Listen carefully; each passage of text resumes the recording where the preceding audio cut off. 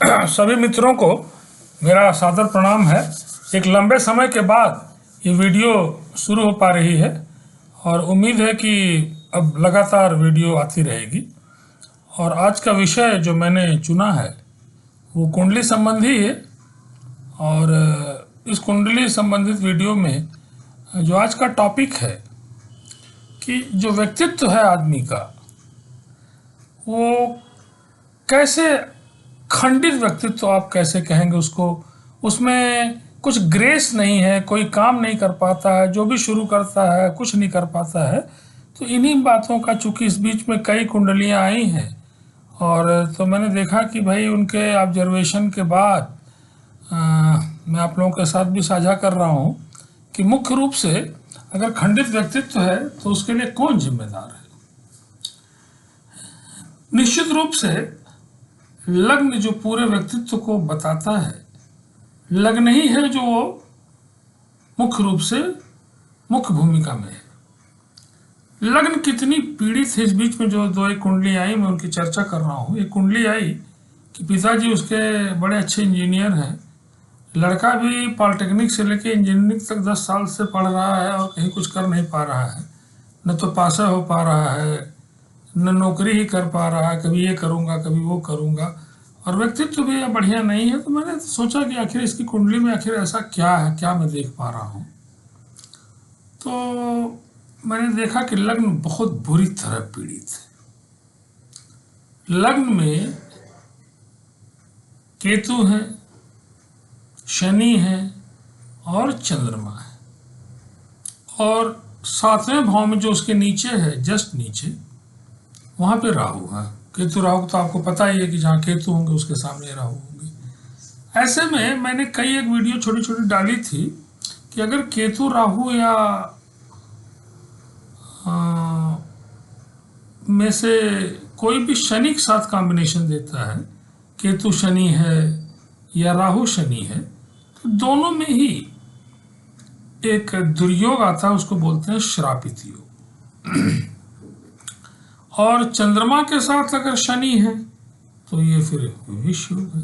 तो इनकी लग्न में अगर देखें तो श्रापित योग भी है, दोनों तरह से, केतु के द्वारा भी और राहु के द्वारा, एक तरह से डबल श्रापित योग प्लस विष योग है।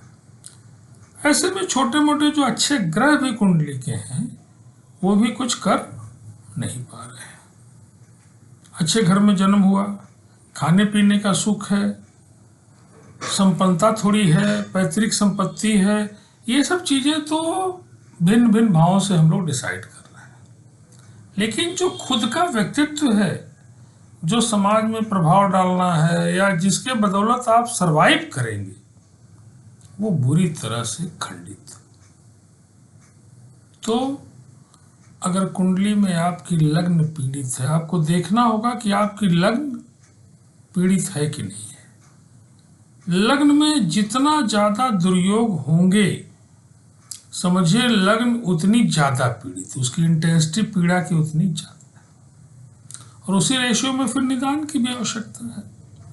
जिस तरह का ये कुंडली है, इसमें तो बार बार, एक बार से नहीं होगा, बार बार करीब करीब हर साल रुद्राभिषेक हो, हर साल महामृत्युंजय का जाप हो, इस तरह की चीजें हों, जरूर उसका प्रभाव कंट्रोल में आएगा। ज्योतिर्लिंग का दर्शन हो, ओम नमः शिवाय का जाप बच्चा करे तो तभी कल्याण है, अदरवाइज इसकी लाइफ जो है वो कष्टों से भरी हुई है। इसी तरह से मुझे कल एक कुंडली आई, मैंने देखा कि भाई शादी हुई है और संपन्नता भी है, बच्ची तेज है, पढ़ने में अच्छी है, भाग्य भाव में उसके बुध और शुक्र जो नैसर्गिक मित्र बैठे हुए हैं, कर्म भाव के मालिक हैं, लाभ भाव के मालिक हैं, धन भाव के मालिक और कर्म भाव के मालिक एक साथ बैठे हैं, तो राजयोग है। लेकिन शादी होने के बाद सारी स्थिति गड़बड़ हो गई है। एक तो लड़का चंद्र और लग्न दोनों कुंडली से कहीं दूर दूर तक मांगलिक नहीं, जो मैं बराबर बोलता हूँ, मांगलिक का तो असर है ही है। लड़की 8वें भाव में मंगल है, मांगलिक है, ठीक अपने घर का है तो थोड़ा कम असर है, लेकिन मांगलिक तो है ही है। साथ में लड़के के पत्नी भाव में श्रापित योग है। तो पत्नी भाव जितना ज़्यादा पीड़ित होगा या पार्टनर हाउस जितना ज़्यादा पीड़ित होगा, इसमें कहीं कोई दो राय है ही नहीं है। आप इग्नोर करें, ऐसे बात को टालें, बात अलग है, लेकिन उसका दंड या उसका कष्ट तो मिलना ही मिलना है। अब ये गनीमत ये है कि पत्नी भाव का लॉर्ड जो बृहस्पति है वो अच्छी जगह बैठा हुआ है, 4th हाउस में है, अपने घर का है। ये एक पॉजिटिविटी है, इसलिए ठीक है। कष्ट जो है टेम्परेरी है, मतलब ऐसा नहीं कि परमानेंट कोई बड़ी बात हो जाए। तो विश्लेषण के लिए आया था तो मैंने कहा ठीक है, दिक्कत तो है, अभी महादशा भी कुछ इसी तरह की है, अंतरदशाएं भी कुछ इसी तरह का शो कर रही हैं, लेकिन रिलीफ मिलेगा, नो डाउट रिलीफ मिलेगा।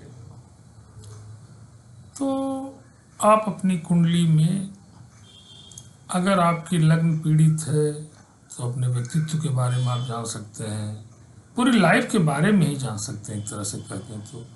और अगर पार्टनर के बारे में जानना है, मैं जब देखने लगा कि नवमांस कुंडली क्या हालत है, जो कि सूक्ष्म कुंडली है, D9 चार्ट है, तो देखा कि पति भाव में दिक्कत बरकरार है, उसमें रिलीफ नहीं।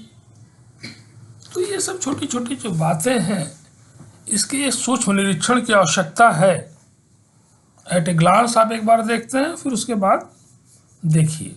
और लग्न से भी अगर समझ में नहीं आ रहा तो चंद्र को तो जरूर देखिए। ये दो कुंडली को तो जरूर रखिए, लग्न को और चंद्र को।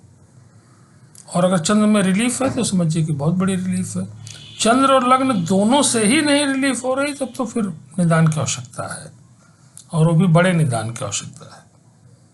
तो अगर आपको लगता है कि आपकी कुंडली में दिक्कत है तो जरूर आप किसी से विश्लेषण उसका करवाइए। साइंटिफिक विश्लेषण जो करता हो, वो कोई पोंगा पंडित वाली बात नहीं है, जो आपको ये बता सके कि क्या हो रहा है वास्तव में, और तब फिर उसके निदान की भी आप उससे चर्चा करिए। और जो बताता है तो उस पर ट्रस्ट करके आप निदान निश्चित रूप से करिए। विश्वासम फलति है, विश्वास नहीं है तो, ट्रस्ट नहीं है तो फलने वाला नहीं है। विश्वास तो करना ही पड़ेगा आपको। तो कई बार मैंने कहा है, बार बार कहने की आवश्यकता नहीं है। मैं भी चूंकि ये काम करता हूँ आजकल, तो बहुत बड़े पैमाने पर कर रहा हूँ, पूरे देश का रोज ही काम करता हूँ, तो आप मेरी भी हेल्प ले सकते हैं। और मेरा व्हाट्सएप नंबर कई बार मैंने बता रखा है कि 9412012236, ये मेरा व्हाट्सएप नंबर है। और इस पे आप अपनी अगर date of birth, time of birth और प्लेस ऑफ बर्थ डाल दें तो ज़रूर मैं आपकी मदद कर सकता हूँ। और आज की वीडियो बहुत छोटी है कि अगर आपको ऐसा कुछ लगता है तो आप ज़रूर हमसे संपर्क करें, और मैं निश्चित रूप से अपनी जो भी क्षमता है उसके अनुसार मैं आपकी मदद करूँगा। क्योंकि एक सामाजिक कार्य भी है। तो बहुत बहुत आप सभी लोगों को पुनः एक बार धन्यवाद है सुनने के लिए। और मेरे चैनल को अच्छा लगता है तो आप लाइक करें, सब्सक्राइब करें, और लोगों को बताएं भी, जो लोग मिलते हैं उनको मुंह से भी बताएं कि कैसा मेरी एनालिसिस क्या है। तो बहुत बहुत पुनः एक बार धन्यवाद, और मैं कुंडली को यहीं पे समाप्त करता हूँ। आप सभी लोगों को प्रणाम है।